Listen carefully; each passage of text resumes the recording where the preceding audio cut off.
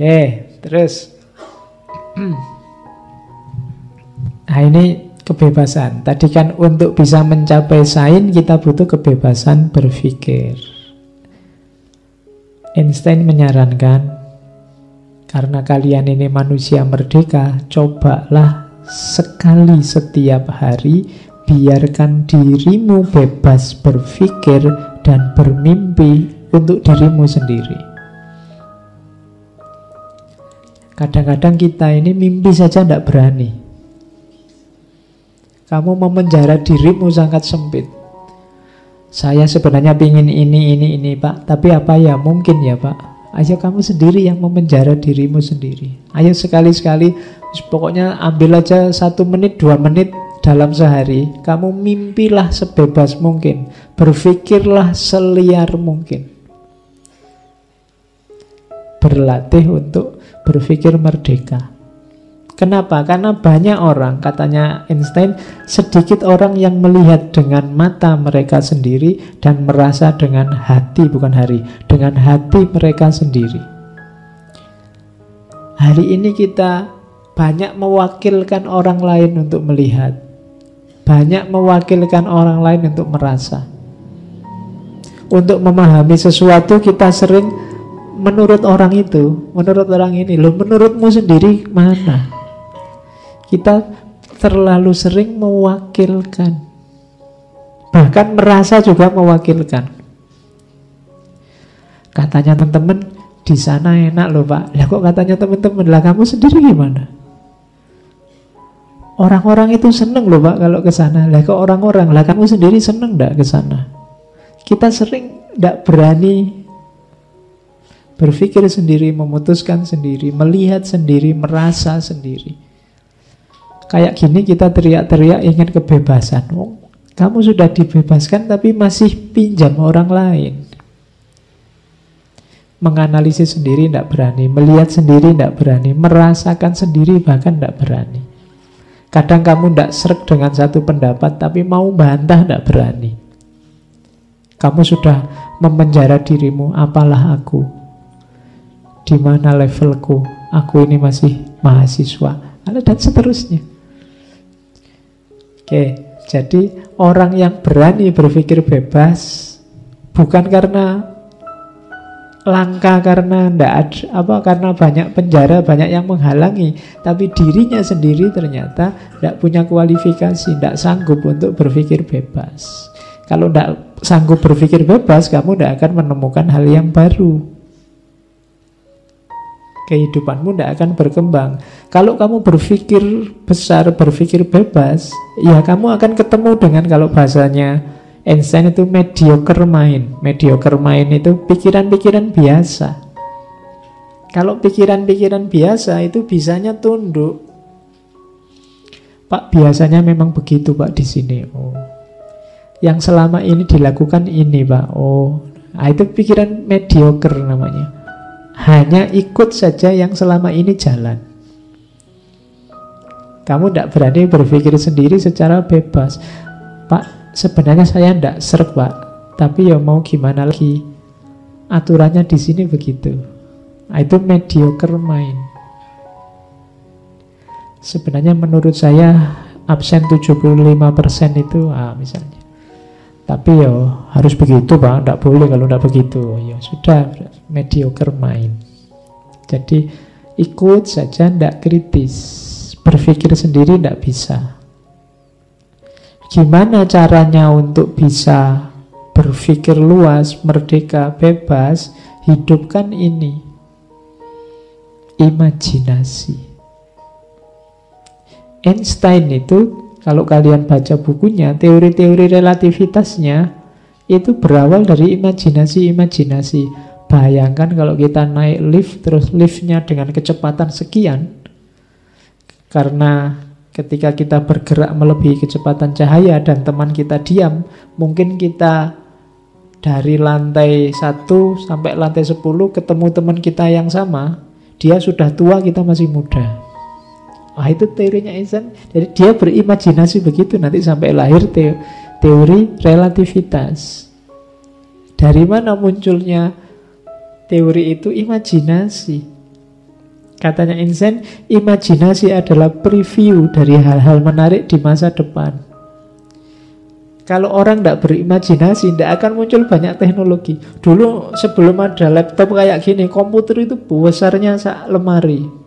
Tapi kan orang berimajinasi, ini terlalu besar. Yang enak itu komputer biasa saja, kecil, bisa ditaruh di pojok-pojok kamar. Lahirlah PC yang besar itu. Terus, tapi ini ditenteng kemana-mana tidak enak. Orang berimajinasi terus, akhirnya lahir laptop semacam ini bisa ditenteng. Ini pun 14 in terlalu besar, bikinlah yang sekarang 7 in, ada yang kecil itu. Terus lahir HP. Mungkin sebentar lagi, saya kemarin lihat di TV itu tanpa layar, modelnya hologram. Jadi mungkin kalian kayak bawa batangan pulpen satu itu terus pecet terus layarnya keluar. Loh, itu imajinasi. Jangankan yang untuk dunia pendidikan, dunia pertoiletan aja coba kamu cermati teknologinya. Imajinasinya luar biasa itu. Kamu tinggal diem aja, habis kencing nyiram-nyiram sendiri. Loh, itu kan orang membayangkan. Zaman dulu kan kamu mikirnya ada codoknya. Sekarang kamu diem aja, keluar sendiri airnya. Kadang kamu minggir dikit gini sudah keluar airnya. Loh, itu kan luar biasa canggihnya. Dari mana itu muncul? Imajinasi. Kalau kamu nggak berimajinasi, tidak akan lahir yang semacam itu. Maka imajinasi adalah preview dari hal-hal menarik di masa depan. Yang kamu khayalkan itu nanti ada, jangan khawatir. Hampir semua dulu yang hanya bayangan menurut orang-orang, sekarang ada semua sekarang. Berarti waktu dia masih dilamunkan, diimajinasikan, itu previewnya. Jadi imajinasi adalah preview dari hal-hal menarik di masa depan.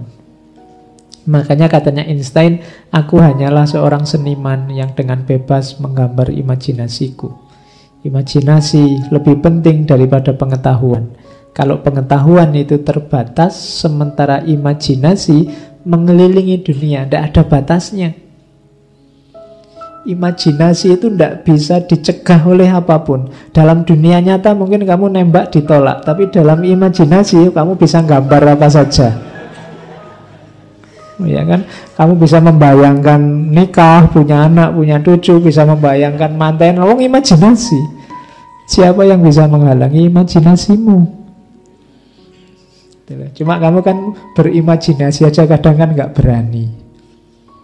Nah, padahal ya, justru kuncinya perkembangan ada di imajinasi. Katanya Einstein, penemuan baru itu bukan hasil dari berpikir logis. Ya meskipun nanti digarap dengan struktur logis. Ide-ide awalnya itu imajinatif, tapi nanti menggarapnya ya tetap pakai struktur logis. Dulu orang membayangkan gimana ya caranya membawa telepon yang simpel, yang tidak harus telepon di mana-mana itu, yang nempel di tembok itu. Kalau telepon sebesar itu dibawa kan tidak enak. Itu kan imajinasinya jalan. Akhirnya lahirlah handphone. Itu awalnya imajinasi ya, handphonenya sangat logis, ada rumusnya, ada teknologinya. Tapi itu berawal dari imajinasi. Jadi jangan berimajinasi. Kuncinya sains justru berawal dari keinginan-keinginan imajinatif. Ada jam tembok, ada jam tangan. Mungkin dulu awalnya jam itu ada jam tembok yang besar itu yang punya ding-ding. Tapi kadang-kadang ya kebesaran, nyari yang simpel aja, yang bulat segitu. Tapi itu kan bisanya di ruangan. Kalau kita kemana-mana kan gimana caranya lihat waktu? Masa membawa yang besar itu ditaruh di punggung kan aja tidak lucu. Terus muncullah jam tangan. Lah itu imajinasi. Jadi sains lahir karena imajinasi. Katanya Einstein, untuk menghidupkan imajinasi, kalau engkau ingin anak-anakmu cerdas, bacakan dongeng-dongeng. Dongeng itu kan imajinatif. Kalau ingin anakmu lebih cerdas lagi, bacakan lebih banyak dongeng-dongeng lagi. Makanya kalian yang belajar filsafat itu logis menghidupkan otak kiri, tapi tidak apa-apa kamu baca-baca novel, baca komik, baca cerita-cerita. Menghidupkan imajinasi. Nonton film itu kan menghidupkan imajinasi. mendengarkan musik, menghidupkan imajinasi. Jadi justru akan membantu melahirkan kreativitas, termasuk dalam sains. Nah, selain imajinasi ada intuisi, ada inspirasi. Aku percaya kepada intuisi dan inspirasi. Kadang aku merasa bahwa aku benar, tanpa aku tahu bahwa aku benar. Kadang-kadang dalam hidup ini saya tahu saya benar, tapi aku tidak bisa menjelaskan. Kita sering masuk pada situasi semacam itu, tidak masalah. Yang penting aku kan benar. Meskipun tidak bisa menjelaskan secara logis. Sering kita mengalami yang semacam ini. Itu sambungannya imajinasi tadi.